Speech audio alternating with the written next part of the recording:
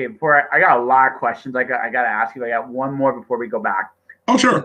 Disney Afternoon, yay or nay? Darkwing Duck was my jam. I own like physical DVD copies of Gargoyles, seasons 1 through 2. Goof Troop. So just real quick before we continue, it says, Will, you're kind of laggy.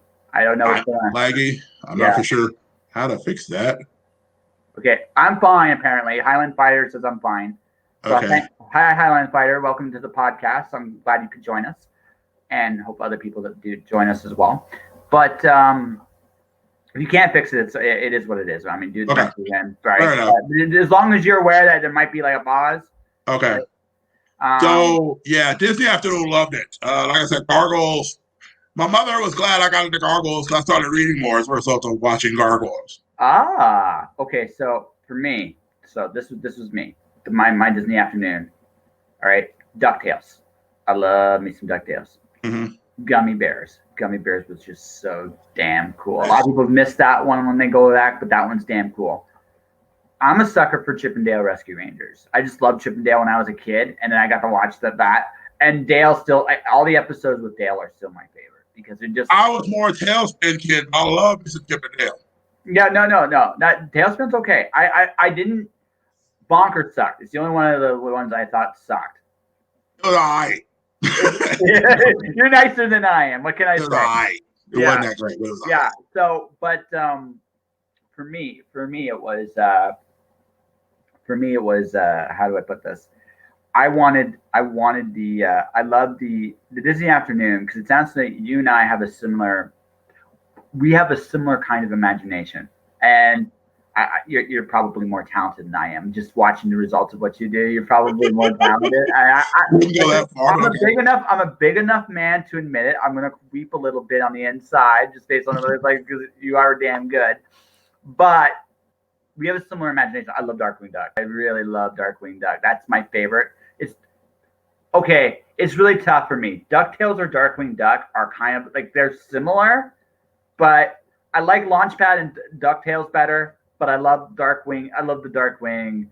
My all-time favorite one is still when he does his comic book. That comic book is like the best episode ever. Right? So I love that show. The reason I'm bringing all this up, though, is it's simply put, it sounds to me like you were like a sponge with everything you did, right? And you just because when I see your style now, I see the Disney Afternoon, I see anime, I see Thundercats, I'm the comics you read. Although not so much Savage Sword, although I'm sure it's there. Yay! Thank you, Highland Fighter. Also, Highland Fighter. Cool. Yeah, I got a new follower apparently. Nice to meet you. All right, but the thing about that is, like, I look at your style. You have so much energy. Like you have such like this. I want to go back to Santa here. I gotta talk to you about that at some point here.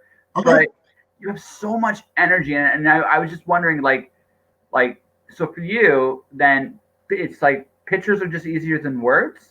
Or is it more like what's the term?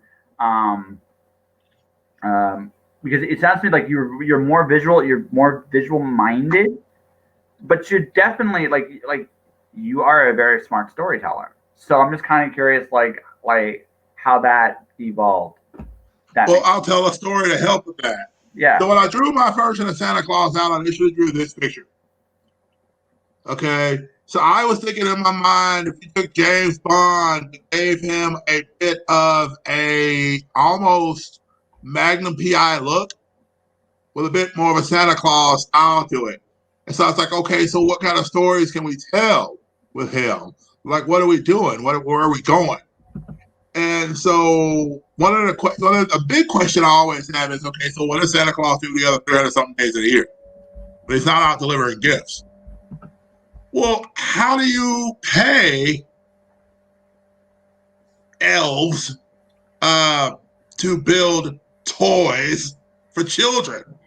You know, how do you maintain a multi-billion-dollar factory? Well, he's not Tony Stark. He doesn't just have money rolling in. He's got to do something that allows him to live this life and to bless other people. And so this is where the whole he works as a spy for the government. You know, he can get in and out of places that nobody else can. He has fighting skills and things like that he can use in order to help defend himself if he needs to. But he tries to get in and out without being seen. If you've seen him, it's already too late. Like, it's going to be bad for you. Like, it may take him a while to get you down. He's going to figure out a way to get you down because at the end of the day, yes, he and Mrs. Claus will eat those cookies and they'll love on those kids if they get caught and all this other stuff. But don't put him in a bad spot because he'll put you down. My money's burning. My money is burning. It's burning. No, it because like you sound like okay. So the visual came first, and what did you get into when you started reading? Like it sounds to me like Gargoyles. You said made you read. What did Gargoyles make you read? Oh, let's see. So of course Macbeth was a character. Yeah. I went back and found Macbeth, and I should have read Macbeth because I wanted to understand the character that they used in the show. And then, you know, Iago was referenced in it. So then I was like, okay, well, let me go find out where Iago is. So then I was like, all right, so let me get into Othello.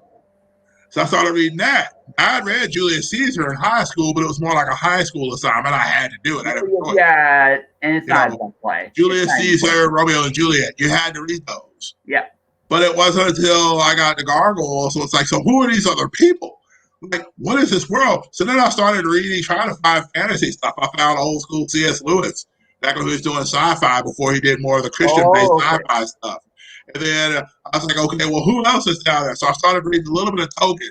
Now, I've not read the vast amount that other people have as far as the Lord of the Rings and stuff like that, but I've read a lot of his stuff because there's just so much to it. I've read bits and pieces of it. It sounds to me like, yeah, but okay, you have a pretty good, like, your